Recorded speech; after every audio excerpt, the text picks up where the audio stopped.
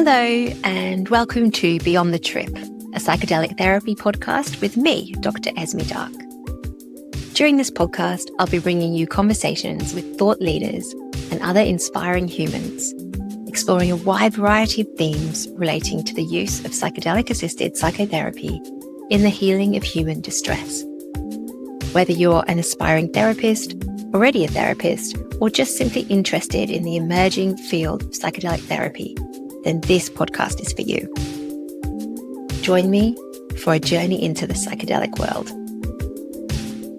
Before we get started, I want to take a moment to acknowledge the traditional custodians of the unceded land on which this podcast is recorded, the Wadawurrung people. I pay my respects to elders past, present and emerging, and I extend that respect to any Aboriginal or Torres Strait Islander peoples listening today. Hi everybody, and welcome to this episode, which is the second part of my conversation with Dr. Marg Ross.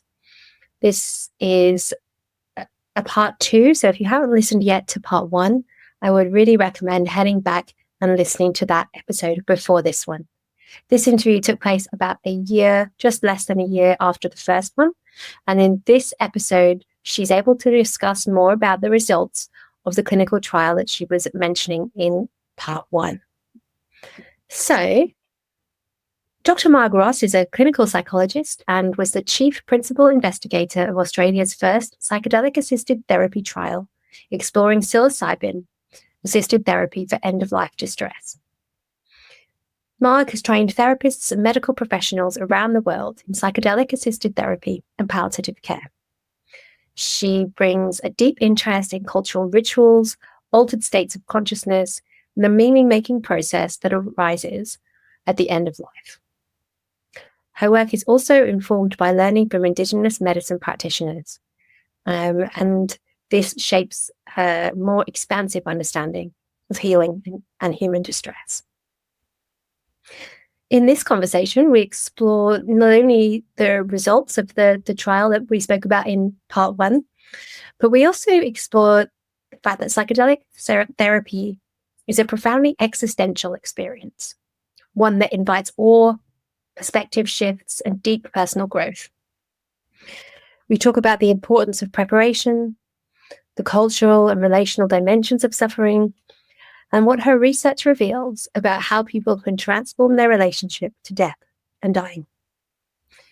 We also reflect on the role of the documentary that she was a part of and what that was like in her work and in capturing these intimate journeys that the participants went on.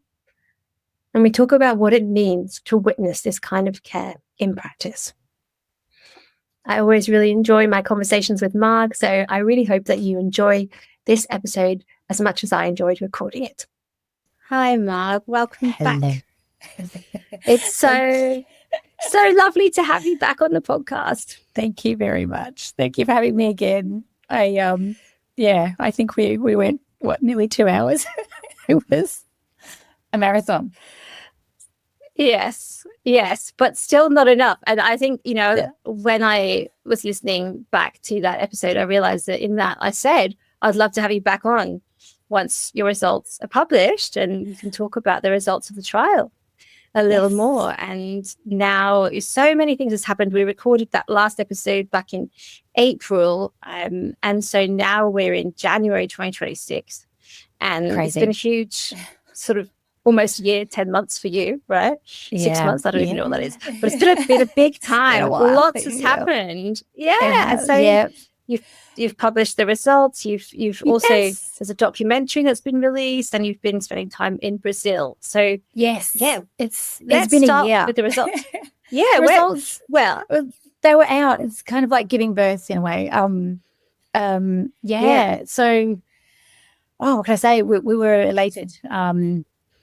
Obviously, a small phase 2B study. We had 35 participants who were diagnosed with terminal illness, stage 4 cancers, or advanced non-malignant diseases. And, they were experiencing depression or anxiety, sufficiently that it was impacting their quality of life. And we basically did a randomized control placebo control trial, double-blinded. So we had no idea. They had no idea what they were getting for that first dose. And then we followed them up for about 6-7 weeks. And then we offered everyone an open-label dose just in the event that they got the placebo and weren't able to experience the full treatment. So that also allowed us to do a 1-dose versus 2-dose comparator.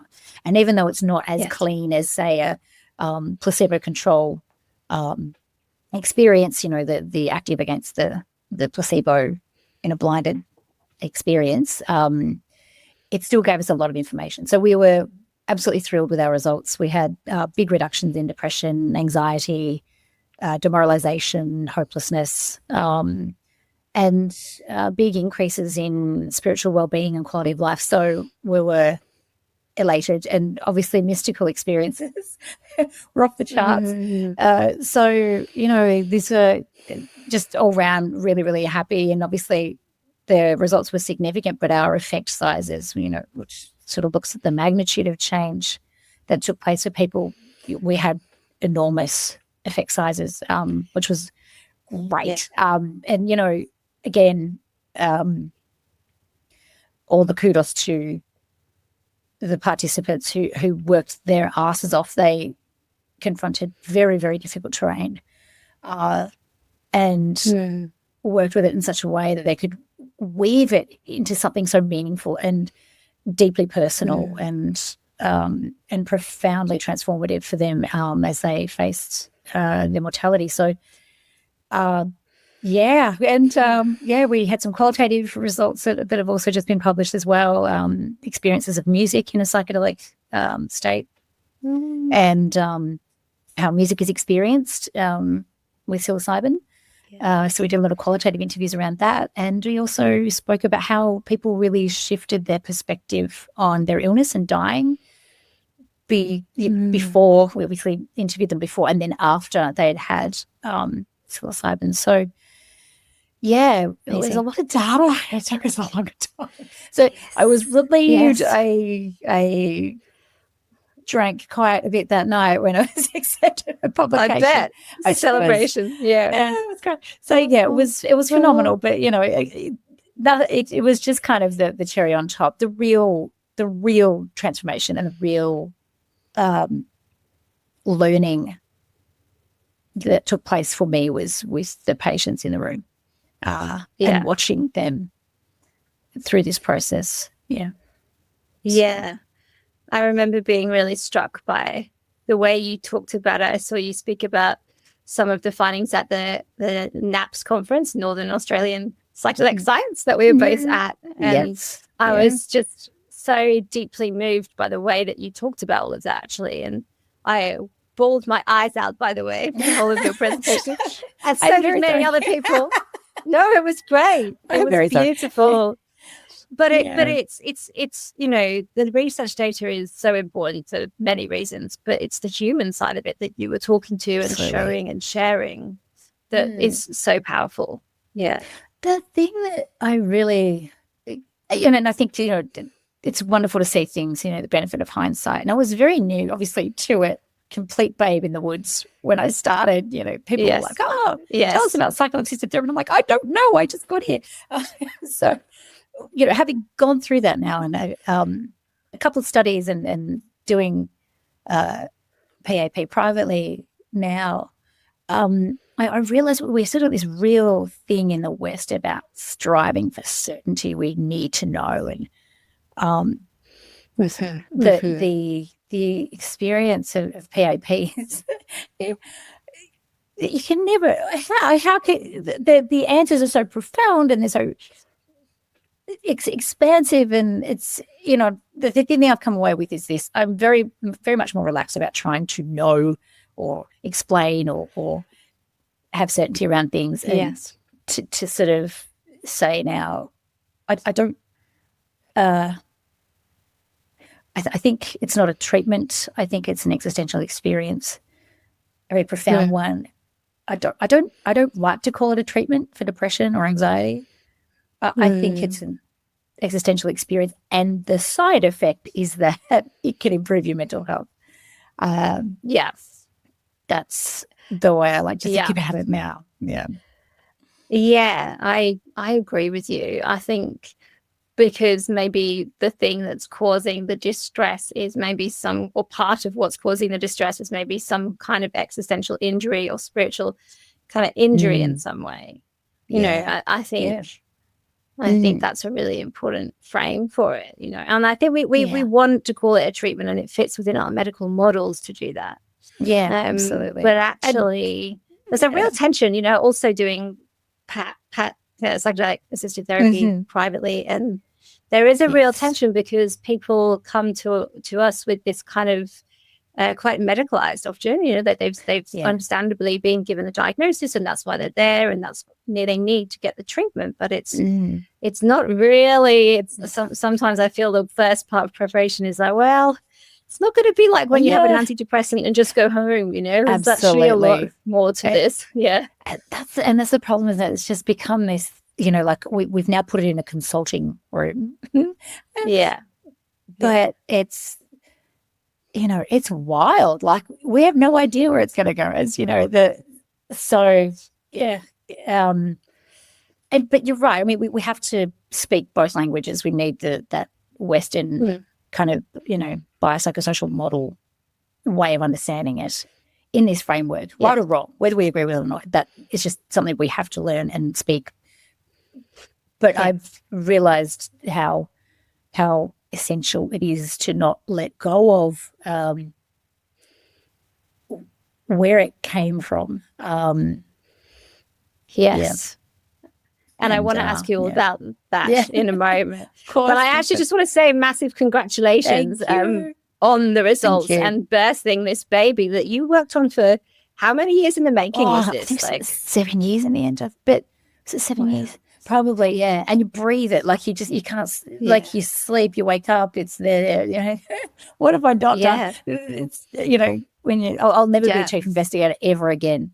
And love to all my friends who are chief investigators, because goddamn, that was the hardest stuff I've ever done. No more.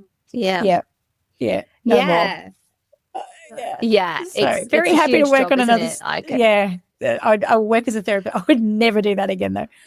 It's huge. It's huge. Your name's on, your signature's on everything. You're in charge of all the boring stuff that doesn't get talked about. Yes, I can imagine. And you know, I loved how you spoke about kind of measures around well-being as well, not just the kind of looking at improvements in well-being, not just mental health getting better, because I think that's also a really important facet that I think is good to highlight. Right? It is. Awesome. You know, we think it's just about kind of editing out depression, editing out anxiety, or muting those symptoms. The symptom reduction, you know, I think I said this in the talk, you know, we can mute your symptoms. You just sedate people. Or you give them something that blunts it, doesn't get to the core of what's going on. And so for me, it's so much more in terms of the growth and the enriching experiences that you know, people can come away with. And it's profound. So I think, you know, to say it's a treatment, or to, you know, that implies symptom reduction. But I actually think psychedelics are not about symptom reduction; they're about transformation. And when you're talking about transformation, it means obviously, and again, it feels weird sort of saying it to you. You know this. You're a leader in this field. But the importance of preparing people for this, it's a quest. Yeah.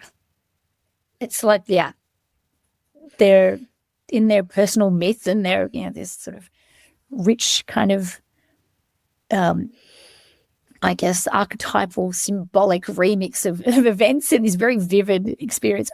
I think that so much needs to be said about how we prepare people for transformation. And can we move away from just crunching this into numbers? I think that I completely agree with you. And I've spoken about it on here before. It's a very different frame of preparation in many ways, right?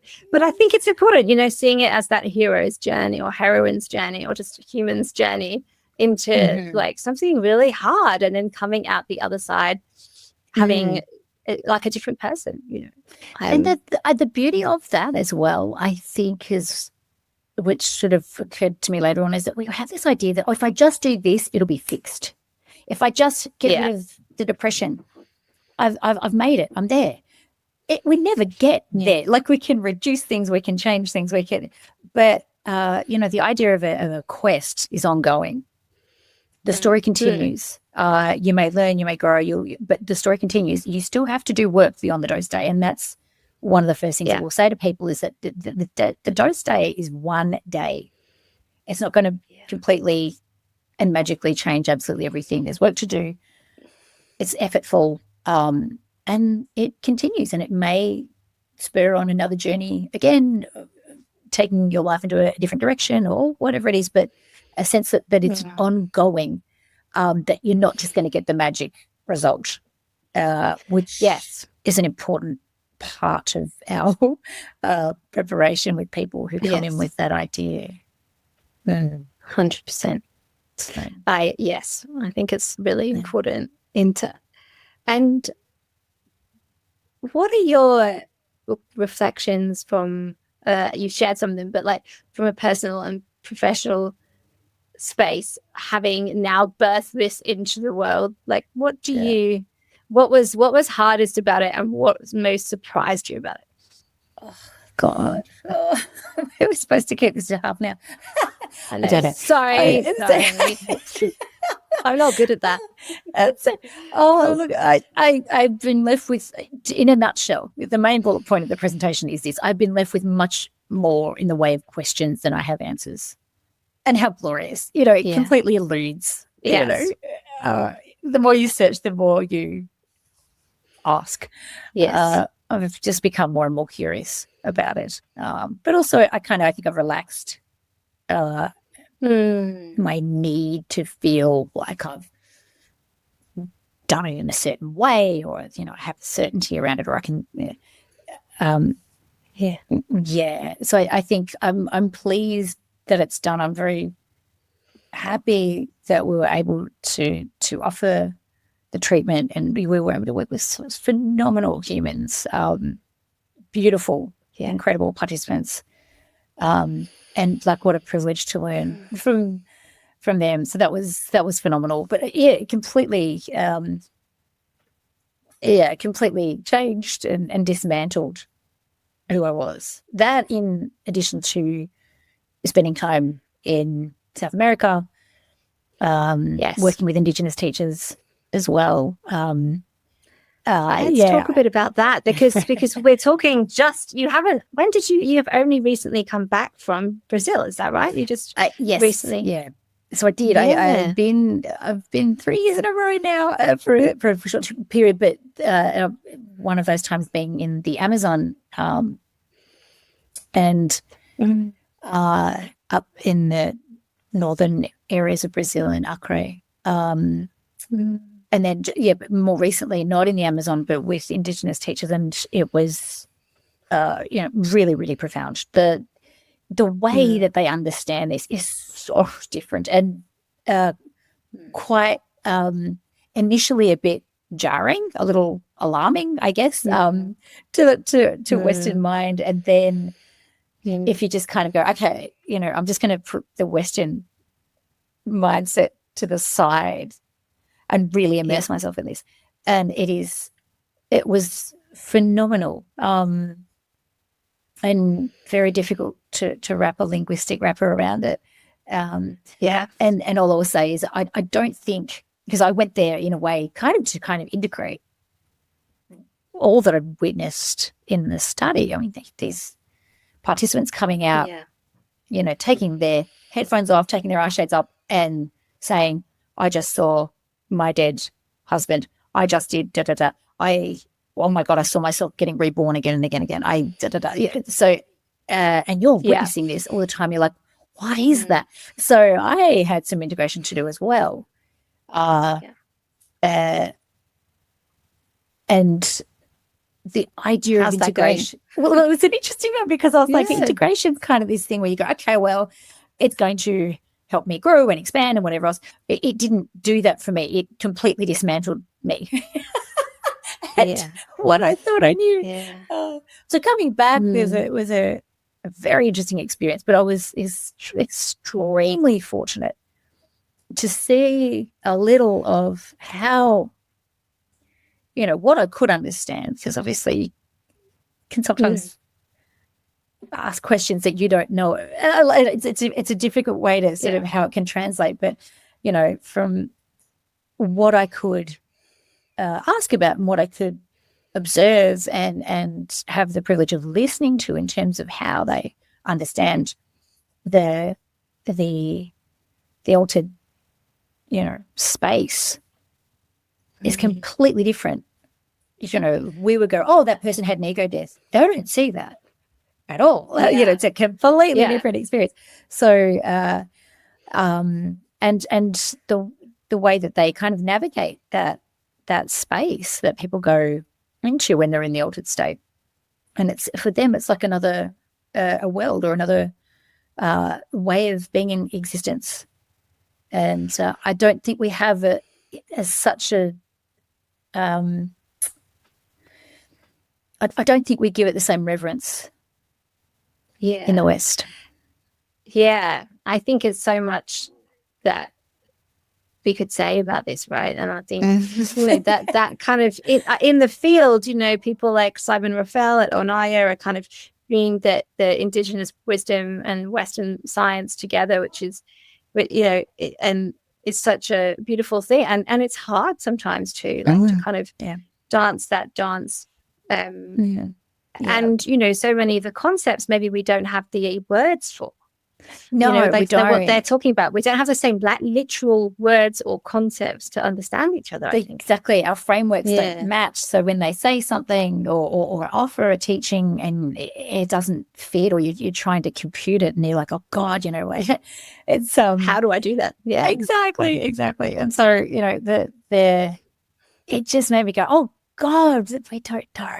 There's so much we just don't know. And I think we can know the safety parameters and all the practical aspects and all that kind of thing. But the way that they understand that landscape is very, very different. And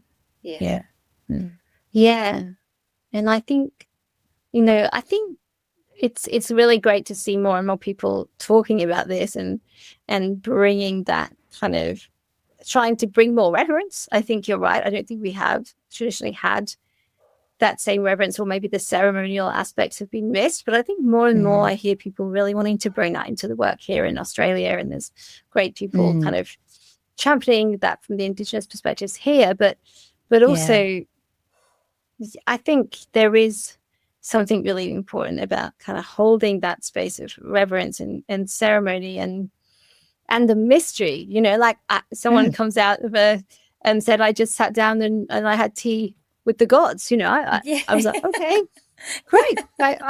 Amazing. What was that like? You know, like, tell me about it. We don't have a response at the ready in our Western training as a psychologist, you know. Or we have a response that is completely inappropriate if someone had said that to us in a waking state. So we don't understand it. I don't think we have a good language around it. I don't think we have a good framework. We still have a lot to learn in that way and to learn how to hold that. But and so it's again, we have so much to learn. We've got to get outside of our framework. We really need to. Yes, because I think whilst there are some concepts and things that maybe you know, they don't feel clear, then don't translate clearly. There's a lot that we can hold with kind of reverence and care and learn from each other, I think, or learn from them particularly. Absolutely. And you know, I think we can, in holding that space and it's okay to understand different ideologies, even if it doesn't, you know, kind of vibe with you, you know, but to understand that's just one way of understanding it. There are many. Yes. And totally. and even, I had the very good pleasure of sitting with anthropologists, Jeremy Narby, who wrote The Cosmic Serpent, and Luis Eduardo Luna, who is, one of the OG ayahuasqueros, I guess, if you could call him that. But he's also an anthropologist. So, he's used to straddling those worlds. And and we need to be able to, I know I said this earlier, but we have to understand how it could potentially exist in this framework, but understanding other frameworks as well, and not have that usual arrogance that we have in Western medicine. Yeah. Yes. And that usual maybe, I think it's so important. I mean, I would argue that that's important across the board in our treatment of human distress, actually. 100%. Yes. Not just in psychedelics, but, correct, across across the board. Yeah, absolutely. A very, very long time ago, I did my PhD research looking at the different ways that people understood their experiences when they'd been diagnosed with paranoid delusions. And so interviewing in a very multicultural city in the UK, interviewing people from all these different backgrounds about how they made sense of what had happened to them. And, some people had thought it was the jinn spirits kind of jumping in and kind of taking over. Other people thought it was a brain issue. Some people thought it was their thoughts, and so many more perspectives. Yeah. Fascinating. It is, isn't it? And really, we don't allow for that. How do we allow for that? We don't. Yeah. Not enough. Not enough. No. And so how's, I mean, this is very early for you, but you've been over a few times. Do you feel that time in the Brazil and in the Amazon as well has shifted your practice in the West? And is there anything that you want to share about that? Oh gosh, it's a hard question. It is only because I think it's sort of still unfurling in that way. I to have you on again. Oh yeah, 20 years when I figure it out. Gosh, I think just the importance of kind of getting out of this absolute certainty of the way that, okay, yep, I've studied this and this is the way it is. And I sat with my teacher, and who is Indigenous, and he has this beautiful way of teaching. It's not like you'll sit there and there's no curriculum. Because I said to people, I'm going to do a residency, and they go, oh, what are you going to study? I'm like, I don't know. I just have to go and sit with him. And while I'm with him, because he's from an oral tradition, so we'll be sitting or walking, and then he'll talk to me, or then he'll offer some insights or a teaching, or so it doesn't happen in that way with books and a curriculum or anything like that. So, and I remember sitting with him, and we were just looking at the beautiful forest, like it was stunning, and I had a head full of ideas and questions and blah blah blah blah, and I was sort of waiting for him to speak, and he just looked and he said, "Oh gosh, look how beautiful this is. These are all people." I was like, so someone who embodies animism. Not that they think there's people in trees, but that spirit and ancestor, can, embody a tree or, water. I recently read that, I think sometime last year, that somewhere in Ecuador there was a legal case where a body of water was actually recognized as a sentient being, and it had a number of lawyers kind of ascribed to it in order to protect it. So it was actually given personhood status. And this is very, very in line with what my experience of Indigenous, particularly my Indigenous teacher, and how he thinks about things. But, that whole beautiful just sitting with him or going for a walk and it was a different quality of attention. If you look at trees or things or whatever and think that this is some kind of ancestral spirit, you have such a different relationship to animals, to the natural world. And when you're around that for a while, which I was for 3 months, and then I came back to Melbourne, and I was like, oh God, it was jarring, to say the least. So how that is, and it's only very fresh. So how that is translating to my work and my profession, and who I am is sort of still unfurling. I would say I'm trying to encourage people to turn up the color a little bit on their relationship with the natural world. I think there's experiences of awe in that. I really was very inspired by Dr. Keltner, The Everyday Science of Awe. Fantastic book, and he's got some wonderful examples of research where people have gone on walks and, with a specific instruction versus just go on a walk and take a selfie. There's this other group that were instructed to take a selfie with something and really notice the details in things on their walk, veins on a leaf or this or that. And they found this fantastic kind of quality in the selfies that group took compared to the other group. If they took a selfie, it just had themselves in it and they were smiling or whatever. But the other group, who had been given an instruction to really take note of these details, that they were actually much smaller in the selfies, and there were big trees behind them or a body of water, or they looked like they were connected to something larger, and they experienced a high quality of life, less distress. So there was some very interesting findings that came out of those moments of just everyday awe, which are easy to do. We just don't do it. Yes, I had one last night, actually. It was interesting because I think we spoke a little bit about this, about awe in our last episode. I was listening last night just to kind of getting ready for today. And then I got a text from my housemate saying, you need to come outside. The Southern Lights are on, so it's showing. And I went outside and the whole sky was so bright.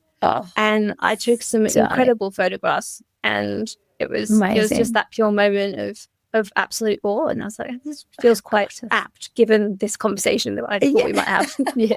I do like it. I think that's probably one of the the aurora that you saw. Was it the aurora, or was it the southern aurora? It was the southern aurora, yeah. So gorgeous. It was. Yeah. It was beautiful. Yeah. And it was very bright last night. Yeah. And that moment of just kind of like going, that's when you kind of forget who you are. Or remember that you're connected to everything, right? That's, that interconnectedness. Yeah. And I think if we can, given where we are in the timing of the planet and the climate crises, and I think it's really such an important thing what you're talking about, both animism and these experiences of awe, because if somebody sees the river as a sentient being, or they look at a leaf and they really, really look at it and notice all the lines in it and everything that lives on a leaf too, for example, they're going to have much more of a relationship and want to take care of it.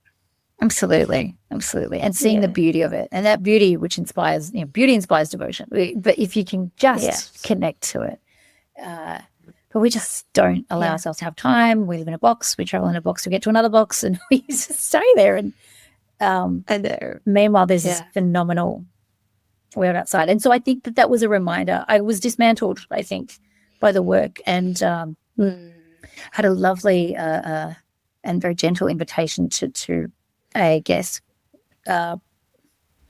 reconnect, but the way my teachers spoke about it was kind of a remembering, but also not remembering to connect, but to remember that you're not visiting nature. We are nature. You're in it. That Yeah, we are. We are it. Yeah. We are. So we are it. Yeah. We are the land. We are the water. Yeah. Yeah. So, which is mind blowing again. And it sounds so simple, but when you live in it and then be immersed in it, it was phenomenal. Yeah. Wow. I want to ask you a bit about the documentary, The Edge of Life, which actually kind of has come out fairly recently as well. This the end of last year, right? November. So yeah. How is it having that out in the world? Yeah. Yeah. We had Lynette Walworth, who was the director. So she followed us for about 3 years and followed up with a number of our patients, and also interviewed Justin Dwyer and myself extensively over that time.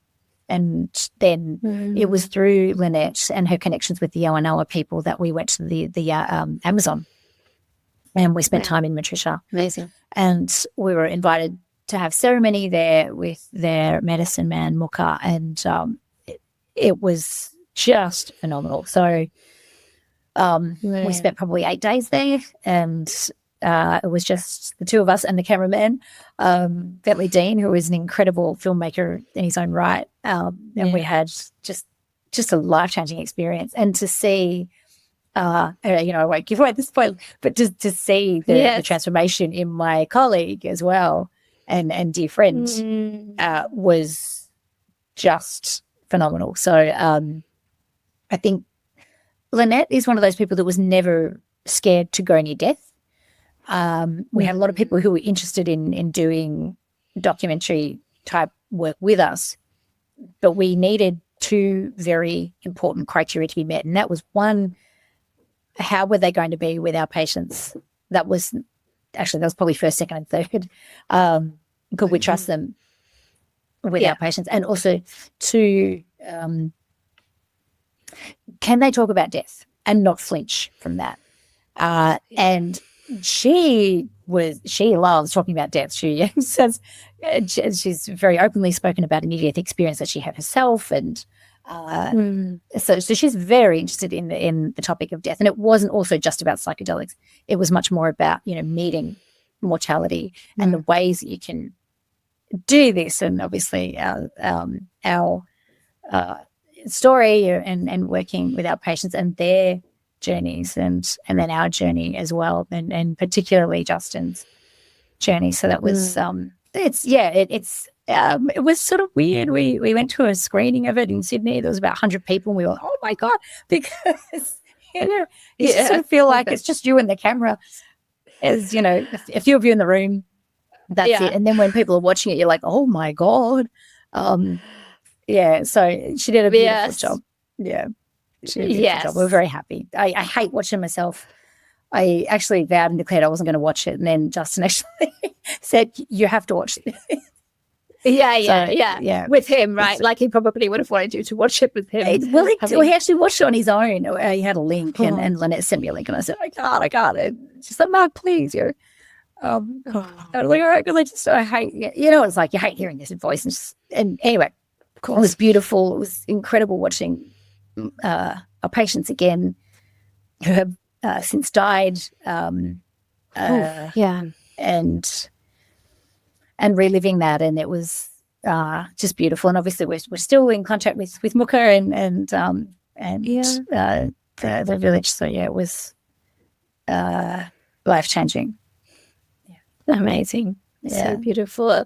And I will make sure that I put links to your papers by the sounds of it, and somewhere that people can watch the documentary. Do you know where people are able to watch it at the moment? I don't know for sure. I know it had a bit of a run.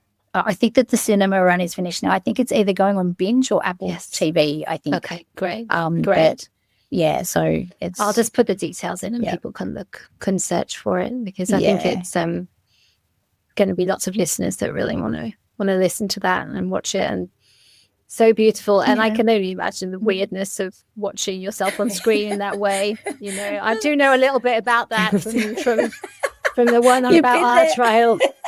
I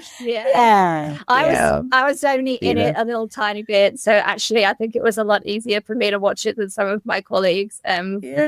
But actually, I was really, really moved by watching our participants.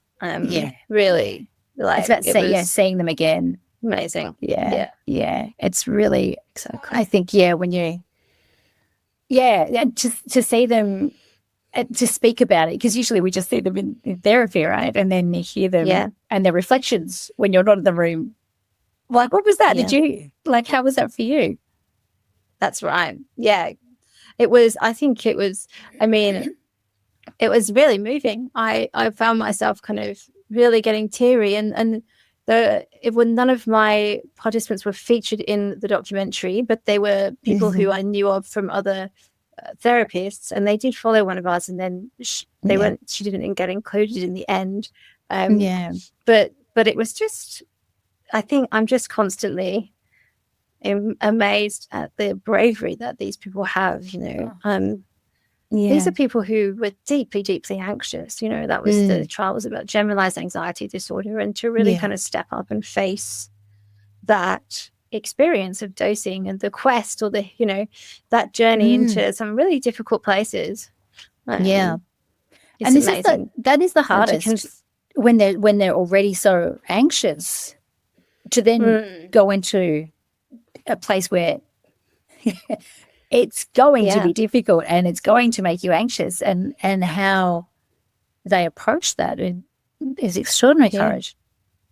Extraordinary. And it was, I found it, because I wasn't in it very much, I think, a really beautiful way for me to show my colleagues and friends what I had done and the work that I had done in a way that maybe they hadn't understood before. So I'm sure that will be the case for you, right? So I'll put notes to all of that in there. Make sure people can find it and find your papers. And so one final question, Marg, if that's all right. Sure, please. Because this is going out as part of, this episode will be going out as part of a special series I'm doing on psychedelic-assisted therapy at the end of life.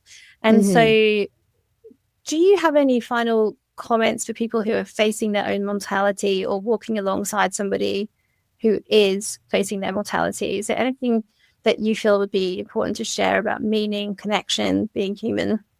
I think, all those three, they're all important. Meaning, I think,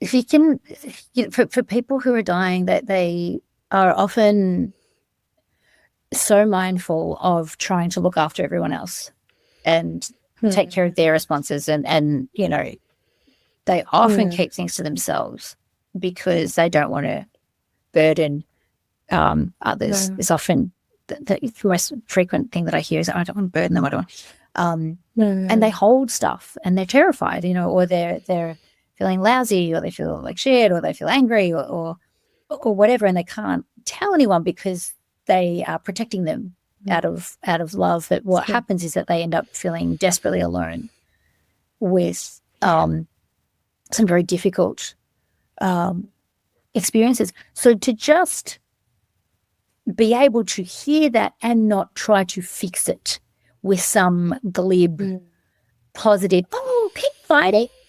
They don't want to hear that. That drives them mental. Like, they hate it. It's that the idea that we've got to try and fix it, or that we have to try and make them feel better. They're dying. How we can't fix that? Death does not need fixing. Start there. And just being with them in the trenches, whatever that is, and reminding them of who they are, because they've lost so much already. They're sort of massive assault on their sense of identity. Massive. They slowly lose their roles, they lose their stamina, they lose, health and vitality and so forth. So to remind them of who they are, just treat them like, I remember I had a young man I was seeing who just desperately wanted to be one of the guys again, but had this friend who was like, we're going to do this fundraiser for you on Facebook, and it's going to be this, and he's like, no, please don't. I can't. But he didn't want to be the special person. He already had a cancer that was very very rare and a very special kind of. He didn't want to be the special case. He just wanted to be, him one of the guys. Again. One of the guys. Talk shit about work. Talk about the footy. Do the, have a few beers. Okay, I can't join you because I'm, but you do it. Like, complain about your boss. Do it. Just be with me. That you can just be with them. And that, because people are like, oh, I've got to say something really clever, or let's have these really profound conversations. That for 95% of it, it's not that. It's just being with them, letting them talk. Yeah. Let them dictate the agenda. Don't try to fix it up. They're crying, let them cry.